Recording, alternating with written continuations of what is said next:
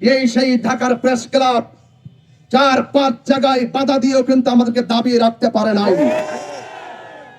আজকে আপনি নতুন ক্ষমতায় বসেছেন, তাই নরম ভাষায় কিছু কথা বলে প্রস্তাব রেখে গেলাম।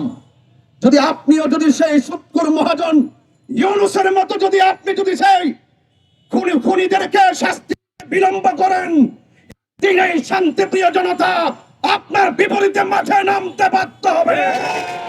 ওই সময় যে ক্ষমতায় ছিল সে হলো এই বাংলাদেশের শান্তিপ্রিয় দেশে খুনের রাজ্য কায়েমকারী। সেই মহাজন এখন এতে কাপে বসছে, এত কাপে বসে পার পাওয়া যাবে না। এই দেশের মানুষ এত বোকা নয়। এই জন্য আমি পরিষ্কার ভাষায় আমরা দায়িত্বহীন ভাবে প্রতিবাদ করেছি, কিন্তু ডক্টর ইউনূস ইচ্ছে করলে 24 ঘন্টার ভিতরে আসামি ধরতে পারত, কিন্তু আসামি ধরে নাই। এমনকি মামলাটা নিতে পর্যন্ত গড়িমসি করেছে। এই জন্য কথা হলো একটাই, যে হাত খুন করে যদি এই দেশে যদি সুষ্ঠু বিচার না করা হয়, যেই হাত খুন করে সেই হাত রাখবো না ইনশাআল্লাহ। পরিষ্কার কথা হলো,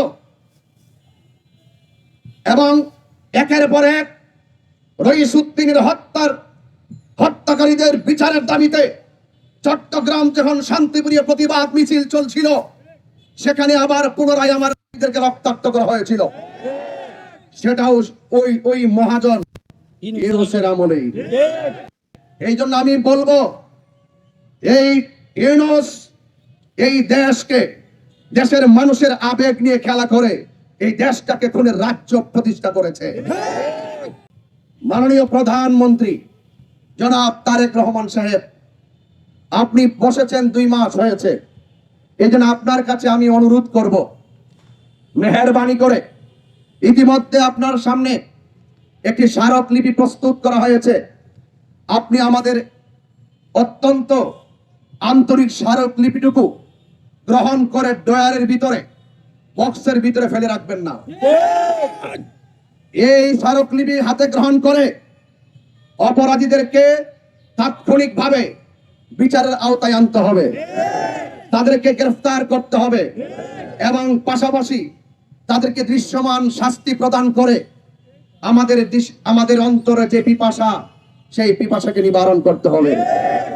আর যদি এর ব্যতিক্রম করেন, আমরা এই দেশের শত্রু নয়, আমরা এই দেশের শান্তি চাই, আমরা মানুষের অধিকার প্রতিষ্ঠা করতে চাই, সম্প্রীতির লক্ষ্যে কাজ করতে চাই।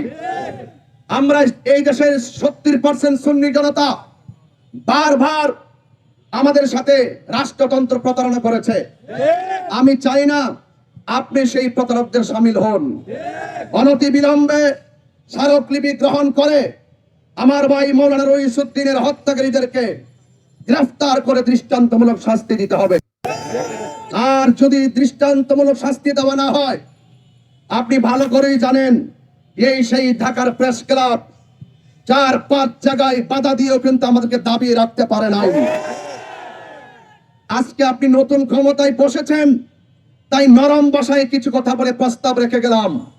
যদি আপনিও যদি সেই সুৎখোর মহাজন ইউনূসের মতো যদি আপনি যদি সেই খুনিদেরকে শাস্তি বিলম্ব করেন, দিনেই শান্তিপ্রিয় জনতা আপনার বিপরীতে মাঠে নামতে বাধ্য হবে।